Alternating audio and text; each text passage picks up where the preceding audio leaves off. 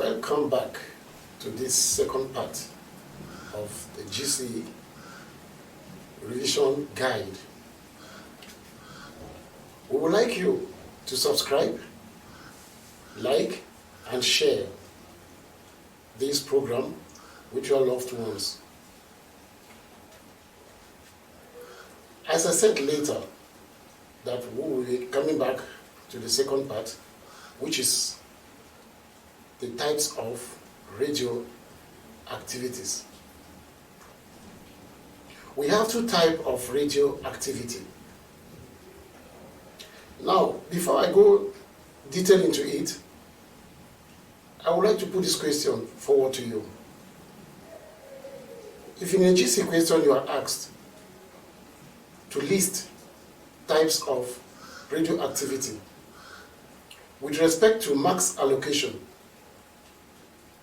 this is what you're going to say.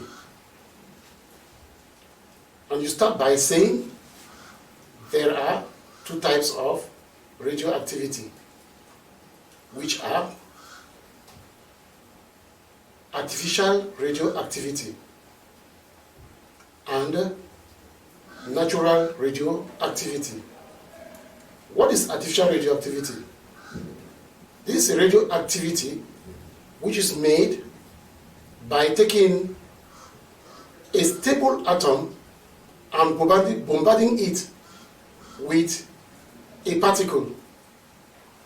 This atom is stable. When you bombard it with a particle, it makes this atom become unstable. And when it becomes unstable, it's going to undergo a radioactive decay. It's undergoing this radioactive decay because you have forced it to undergo a radioactive decay. We used to call it artificial radioactivity or forced or induced radioactivity. For instance, you give an example. For instance, taking a hydrogen atom which has atomic number 1 and atomic mass 1, which is stable, and you bombard it with a very light particle. This will make this hydrogen atom becomes very unstable because you must have increased its atomic number and mass number. So it becomes unstable, and so it is forced to undergo a radioactive decay. The second radioactivity is natural.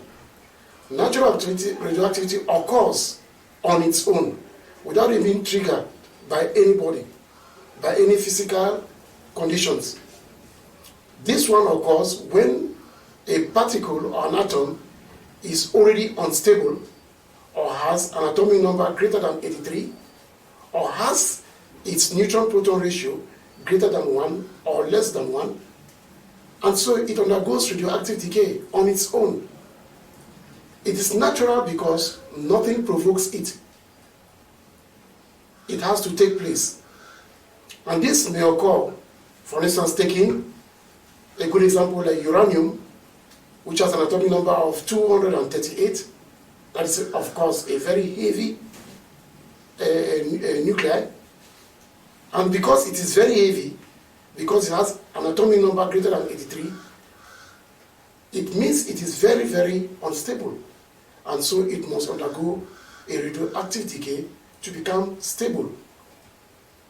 One thing you have to remember, that when you say this is accompanied by producing a daughter cell and energy. When a stable nuclei undergoes radioactive decay, or an unstable nuclei undergoes radioactive decay, daughter cells are produced. When we say daughter cells, these are nuclei which are not exactly like the parent nuclei. And this is always accompanied with a lot of energy. So these are the types of radioactivity that occurs. And when you say like that, you will get the marks allocated for that particular question. I won't give you a particular mark because sometimes the marks vary. but it all depends on the mark given. So that's what I have to say for now.